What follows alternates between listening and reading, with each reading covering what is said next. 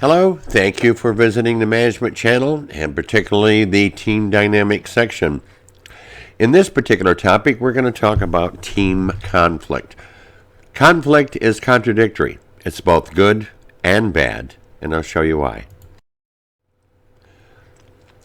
Our objectives are to examine why the lack of conflict is a sign of a problem in a team. We're going to take a look at when conflict is good and when it is bad. We're also going to investigate the approaches used to resolve conflict, examine what teams can do to prepare for conflict, and learn how a facilitator can manage team conflict. So first of all, let's define what conflict is.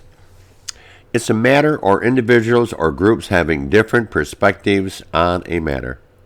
The dictionary says it's discord of action, feeling, or effect, antagonism or opposition as of interests or principles, or strong disagreement or discord between parties. Conflict, though, is a must for teams. The opposite of conflict isn't harmony, it's apathy. That means that no one cares and everyone just gives in to any old major idea without any disagreement or discussion. The right kind of conflict generates energy, produces more realistic discussions, creativity, and better decisions. Conflict exists whenever people disagree or are in opposition to each other or differ in opinion. Conflict arises when the psychological contract or mutual agreement is broken. Or we fail to make our expectations clear and fail to inquire into expectations of others. We assume that others have the same expectations as we do, and that's a problem. Common causes of conflict. One is competition. Why is that? Competition between individuals or teams could be for limited resources or rewards. It could be for control, for accomplishment. It could be between differing values, opinions, or goals. A second cause is a lack of understanding. Differing personalities, assumptions, stereotyping, and the like all seem to lead to misunderstanding other people's intentions. About differences in situations, experiences, or personalities, how we all differ makes us diverse, but not a source of conflict, involving a lack of communications or insertions of rumors. The third cause is the impact of past events. It could involve feelings we bring to the present which occurred previously or reflecting back on some of our past experiences. It might be lingering hurt feelings or desire for revenge. Or it might even just be a lack of trust or lack of respect for the other individuals. There are two types of conflict. One is functional. It exists when disagreement and opposition support the achievement of organizational goals. And there's a disagreement until a consensus is reached. Dysfunctional exists when conflict prevents the achievement of organizational goals, which leads to missed objectives and decreased performance within the team. So in teamwork, believe it or not, conflict is normal. Lack of a conflict is a problem. It could mean that there's an unhealthy environment within the group, or just everyone is in agreement with everything, which is wrong. It could mean a domineering leader or groupthink. It could mean the team is stuck in a rut, not wanting to improve. Or it could just be agreeing with everyone to avoid any kind of confrontation. The disadvantages of conflict, some of them are, groups can polarize a group and result in politics rather than rational problem solving. Individuals might want to know whose side you're on. Subgroups may meet and decide items, arrange who will say what and who will support what and who. So there could be a division amongst the ranks. Conflict disrupts productivity, and more time is spent arguing rather than solving any problems. So let's take a look at a comparison of team conflict. I invite you to read through this. I'm not going to read it for you. Please feel free to pause so that you may read it all.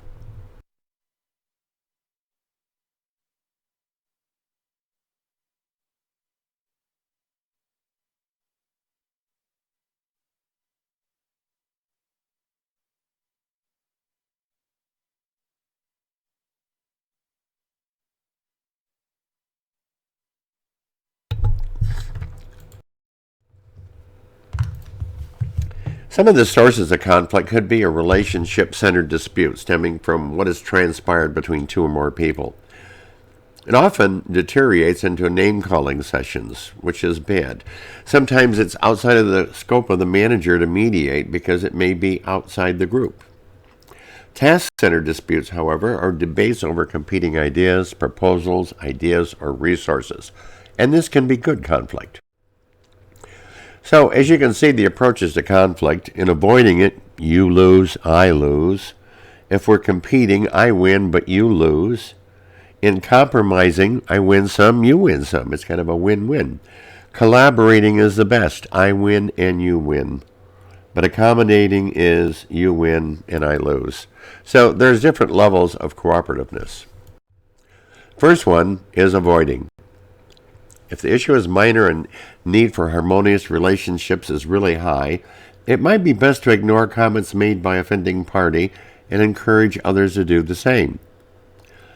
It could be ignoring the issues or denying there is a problem, hoping that it will go away. Second one is accommodating. If the issue is important to one party and not the other, the need for some kind of harmonious relationship is high, so we either accommodate the person or the situation. Sometimes giving up your position to be agreeable costs the team valuable ideas, however. Competing is a third one. If both parties feel very strongly about an issue and relationship is not as important as completing the task at hand, the approach begins with the parties' effort to convince each other who is right and who is wrong. Confrontation is an aggressive action trying to win or propose strong opposition to opinion. And then we have compromising. If the issue is somewhat important to both parties and developing good relations is important, then we should compromise.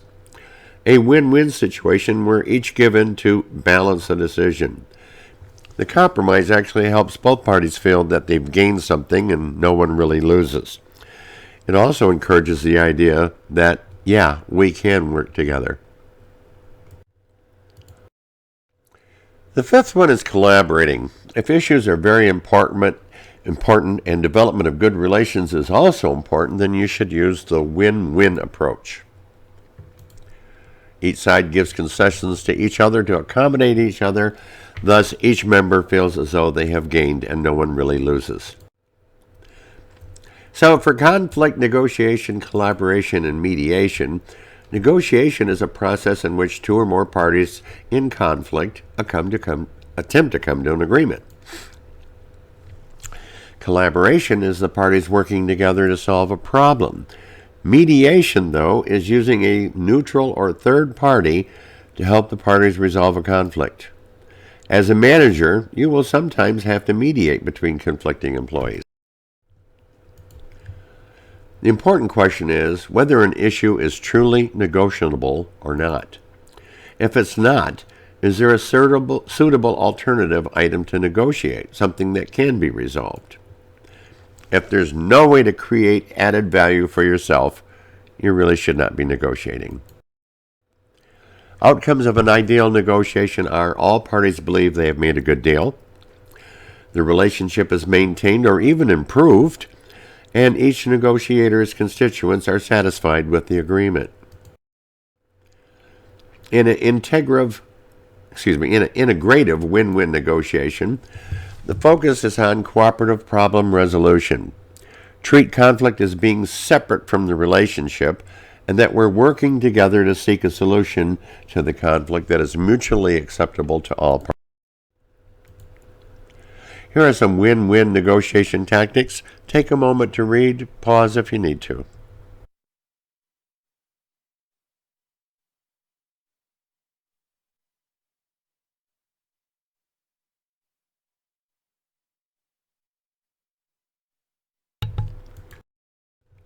Mediation is when you bring in an outside party who specializes in helping people in conflict reach an amicable decision or agreement.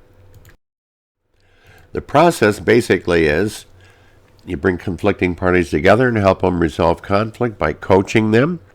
You have to remain neutral, focus on how conflict is affecting the work, address behavior, never personalities, and encourage parties to clarify their statements and responses. Then, later, when an agreement is reached, follow up to make sure the parties are carrying out the actions they agreed to. So, guidelines for mediation are choose a comfortable, neutral space away from either party's turf, so to speak. Shorter time together is better. Schedule short meetings and be involved for as short a time as possible. Listen with an open mind. Do not say much. Do not make any assumptions. Be respectful and express only positive opinions of the parties. Don't be negative. Emphasize you're there to provide help. So you're desiring to help them and not picking sides. Assure parties that all conversations are held in strict confidence. Be a role model. Build a strong reputation for staying on task and doing what you say. And again, don't be biased. Don't take sides. Look for the best resolution for both parties. In dealing with difficult people, there are 7 steps to deal with difficult people. First one, decide whether it's worth it. Second, observe and prepare. Third, initiate confrontation and announce the issue's importance for you. Use your descriptive listening skills. Ask clarifying questions and repeat your request to jointly identify no fewer than 3 options to improve the way the two of you work together.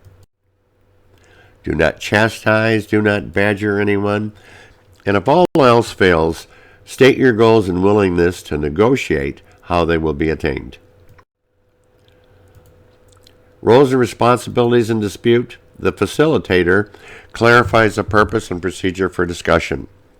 There's moderate discussion, so only one speaks at a time. Ask questions for clarification. Summarize the discussion points. You want to serve as a messenger between 2 parties and check if the parties agree without making the decision for them. We also have the mediator. You assume all responsibilities of the facilitator that were just mentioned, and you offer options on content for possible solutions to dispute without directly making any decision. The arbitrator assumes all responsibilities of the facilitator and the mediator. They make decisions for parties in accordance with the arbitration agreements. The consultant helps parties take an honest reflection of the situation, gathers data through interviews, surveys, brings the parties together to examine the situation, and facilitate planning for what to do next. You can offer strategies as option to help them resolve, help parties understand the pros and cons of various strategies, and so much more. And then we have the role of the trainer. The trainer is to gather data to identify any training needs, works with parties to establish objectives of training, design training session activities, facilitate those training sessions, help evaluate the impact of training, and help parties to plan to utilize knowledge and skills learned. So in preparing for conflict, develop approaches to identify conflicts early on. Support constructive controversy. Psychologically safe environment for disagreements and conflict. Make sure it's neutral turf. Develop cooperation and trust building activities. Develop team contracts or charters. Develop team norms. And have integrative agreements. Separating people from the problem. Focus on the shared interests of all parties. Develop several or many options to help solve the problem. Evaluate those options using objective criteria, and then try again. So, do you think you can handle conflict resolution in a team? It's possible. There are a lot of ways out there in the web that help point you in the right direction. I hope this has been some help. Thank you for watching.